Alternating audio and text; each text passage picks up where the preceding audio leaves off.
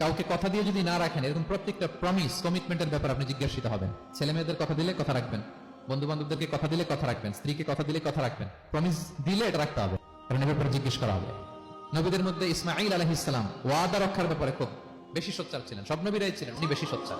এজন্য আল্লাহ বলেন ওয়াজকুর ফিল কিতাবি ইসমাঈল ইন্নাহু কানা সাদিকাল ওয়াদি ওয়া কানা রাসূলান নাবিয়্যা। উনি ছিলেন সাদিকাল ওয়াদ, প্রতিশ্রুতি রাখতেন। এক লোকের সাথে ওনার কথা হলো যে আগামীকাল বিকেলে ওনারা দেখা করবেন। ইসমাঈল সাল্লাম বিকেল বেলা আগামীকাল যে এক গাছের নিচে কমিটমেন্ট ছিল যে অপেক্ষা করলেন, কিন্তু ওই লোক আসে নাই, ভুলে গেছে। ইসমাঈল সাল্লাম ভাবলেন আজকে ভুলে গেছে, মনে হয় আগামীকাল আসবে, আগামীকাল আমি যাবো। এরপরের দিন আল্লাহ নবী ইসমাইল যে ওই লোকের জন্য ওখানে হাজির, কিন্তু ওই লোক ওই দিনও আসে নাই। ইসমাইল সাল্লাম বললেন মনে হয় এরপরের দিন আসবে। ইসমাইল সাল্লাম এরপরের দিনও যায় হাজির। এভাবে একদিন দুই দিন না, টানা 30 দিন উনি আসরের পরে ওই গাছের নিচে ওই লোকের জন্য অপেক্ষা করেছেন। কারণ ইন্নাল আহদা কানা মাসউলা, কথা দিলে কথা রাখতে হবে। দেখেন আমরা কথা দিয়ে কথা রাখি তো নাকি? রাখেন রাখেন, সবাই বলেন এই চেষ্টা করতে হবে, রাইট?